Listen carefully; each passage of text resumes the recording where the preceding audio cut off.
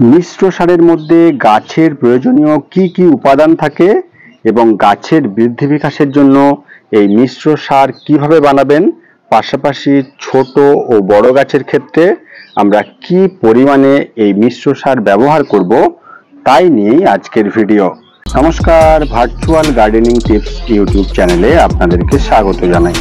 প্রথমেই জেনে নেওয়া ভালো যে এই মিশ্র সার কি। গাছে আমরা যে সমস্ত খাবার সিঙ্গেল বা আলাদাভাবে ব্যবহার করি সেগুলোকে যদি আমরা একত্রে মিশিয়ে সম্পূর্ণ পুষ্টির চাহিদা মেটানোর জন্য যে সার প্রস্তুত করি সেটাই হলো মিশ্র সার। এই মিশ্র সার আপনি কিভাবে তৈরি করবেন, এখানে যে যে উপাদান আছে সেগুলি প্রথমে আমরা জেনে নেব।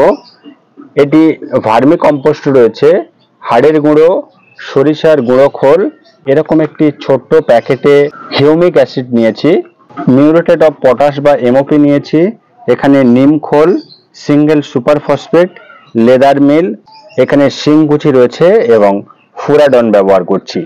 এই যে মোট 10টি উপাদান নিয়েছি, একটি নির্দিষ্ট পরিমাণে একত্রে মিশিয়ে মিশ্র সার তৈরি করব, যেটি গাছের বৃদ্ধির জন্য খুবই হেল্প করবে। কি পরিমাণ নেবেন, এখানে আমি 1 কেজি পরিমাণ মিশ্র সার বানিয়ে দেখাচ্ছি। এই 1 কেজি ন্যূনতম 15 থেকে 20টি গাছে প্রয়োগ করতে পারবেন। আপনার কাছে যদি এর চেয়ে অধিক গাছ থাকে তাহলে আপনি মাত্রা কম বেশি করে বানিয়ে নেবেন। 1 কেজি মিশ্র সার বানিয়ে নেওয়ার জন্য এই সারের মধ্যে থেকে সেই মাপ নিচ্ছি। মাপ সঠিক নেওয়ার জন্য আমাদের প্রত্যেকের কাছে যে ওজন যন্ত্র থাকে না, সেজন্য আমরা এরকম ধরনের একটা প্লাস্টিকের বাটি ব্যবহার করছি। আপনার কাছে যদি ওজন যন্ত্র থাকে তাহলে আমি স্ক্রিনে যে মাপগুলো লিখে দিচ্ছি সেই মাপ অনুযায়ী নিয়ে নেবেন। মিশ্র সার তৈরি করার জন্য এরকম একটি পাত্র নিচ্ছি। প্রথমেই আমরা ভার্মি কম্পোস্ট নেব। এরকম যে পাত্র রয়েছে সেটির 5 কাপ ভরে নেব।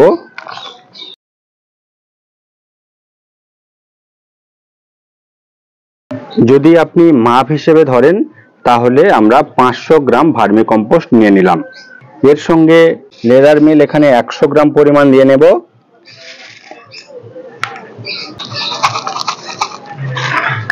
এবারে বোন মিল বা হাড়ের গুঁড়ো 100 গ্রাম, সর্ষের খোল ব্যবহার করছি 50 গ্রাম, শিংকুচি ব্যবহার করছি 50 গ্রাম, সিঙ্গেল সুপার ফসফেট 50 গ্রাম, সেই সঙ্গে এমওপি বা লাল পটাশ ব্যবহার করছি 50 গ্রাম। এবারে নিম খোল ব্যবহার করছি 100 গ্রাম, হিউমিক অ্যাসিড ব্যবহার করছি 10 গ্রাম এবং টবের মাটিতে কেঁচো কেন্ন এই জাতীয় যাতে না হয় সেজন্য ফুরাডন ব্যবহার করছি 20 গ্রাম। এই যে সমস্ত উপাদানগুলি আমরা নিয়ে নিলাম এবং চেষ্টা করবেন একটি গ্লাভস ব্যবহার করার, যেহেতু এখানে জৈব ও রাসায়নিক 2 ধরনের সার রয়েছে। তো এগুলোকে আমরা এভাবে একত্রে খুব সুন্দর করে মিশিয়ে নেব। এভাবে আমরা খুব ভালোভাবে প্রত্যেকটি উপাদান যাতে মিশে যায় সেভাবে মিশিয়ে নেবেন। নেবার পর এতে প্রায় 100 থেকে 150 ml এভাবে জল দিয়ে দেব। জল দেওয়ার কারণ হলো এর থেকে একটা হিট জেনারেট হবে এবং আমরা 2-1 দিনের মধ্যেই দেখব যে এর উপরে সাদা এক ধরনের ফাঙ্গাস তৈরি হয়েছে। তখনই আপনি বুঝবেন যে এই প্রত্যেকটি উপাদান ডিকম্পোস্ট হতে শুরু হয়েছে।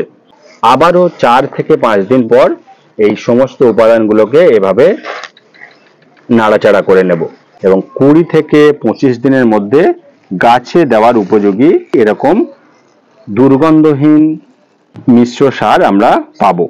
ছোট এবং বড় গাছের ক্ষেত্রে কি পরিমাণে এই সার ব্যবহার করব। একেবারে ছোট চারা গাছে দেবেন না। গাছের বয়স অন্তত 6 মাসের বেশি হলে সেখানে আমরা 1 চা চামচ পরিমাণ নিয়ে টবের মাটিতে এভাবে দিয়ে দিতে পারি। গাছ যদি অন্ততপক্ষে 1 বছর বা 1.5 বছরের গাছ হয় সেখানে আমরা 2 থেকে 2.5 চামচ হিসেবে টবের মাটিতে এভাবে ছড়িয়ে দিতে পারি। গাছের বয়স যদি 2 থেকে 2.5 বছর হয় সেখানে আমরা হাফ মুঠোর থেকে একটু কম নিয়ে টবে দিয়ে দিতে পারি। পাশাপাশি যদি দেখেন যে গাছ হাফ ড্রামে রয়েছে সেক্ষেত্রে আমরা 250 গ্রাম পর্যন্ত টবের মাটিতে দিয়ে দিতে পারি।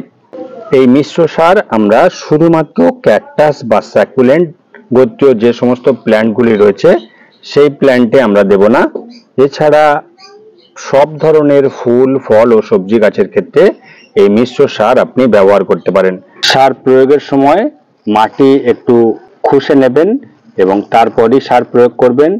আর সার প্রয়োগের পরপরই অবশ্যই করে আমরা টব ভরে জল দিয়ে দেব।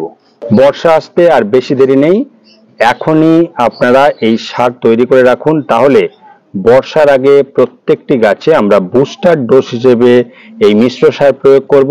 তাহলে বর্ষায় প্রত্যেকটি গাছ যখন বাড়তে শুরু করবে সে সময় গাছের এক্সট্রা খাবারের প্রয়োজন হবে, সেই খাবারের যোগান এভাবে মিশ্র সারের মাধ্যমে প্রত্যেকটি গাছে প্রয়োগ করব।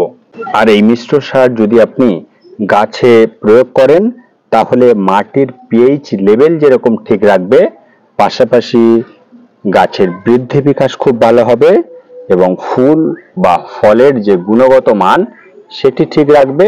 টবের মাটি বাতাস চলাচলে খুব সুবিধা হবে, ফলস্বরূপ শিকড় থাকবে হেলদি। গাছের রোগ প্রতিরোধ ক্ষমতা যেরকম বৃদ্ধি হবে সেই সঙ্গে দীর্ঘদিন ধরে আমরা গাছ থেকে ফুল ফল পেতে পারবো। এই মিশ্র সার আপনারা তৈরি করে ফেলুন এখনই।